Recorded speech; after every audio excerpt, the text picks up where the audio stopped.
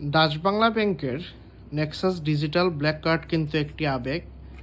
এটি অনেক বছর আমাকে সার্ভিস দিয়েছে।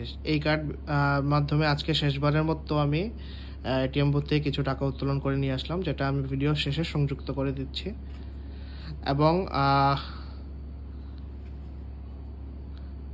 আজকে নতুন একটি কার্ড ডাচ বাংলা ব্যাংকের, যেটা হচ্ছে multi currency debit card visa, নিয়ে আসলাম আমার নাম দিয়ে পার্সোনালাইজড করে।